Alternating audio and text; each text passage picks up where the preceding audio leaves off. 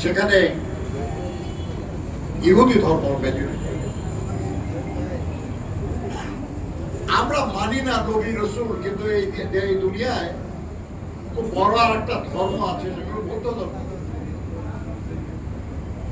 সেই ধর্মের যিনি প্রচারক, গৌতম বুদ্ধের জন্ম কপিলাবস্তু অর্থাৎ নেপালে, কিন্তু তার গতি লাভ হয়েছিল ভারতে। এই দুই দেশের কোথাও বৌদ্ধ ধর্মের প্রসার নাই।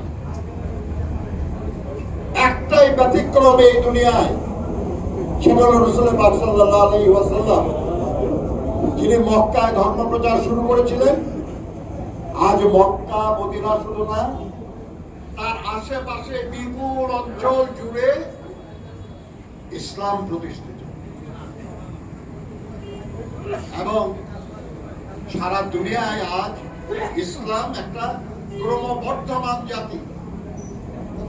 এর সংখ্যা বাড়ছে, এর পরিধি বাড়ছে, নতুন নতুন দেশ মুসলমান সংখ্যাগরিষ্ঠ রাষ্ট্র হিসাবে আবির্ভূত হচ্ছে।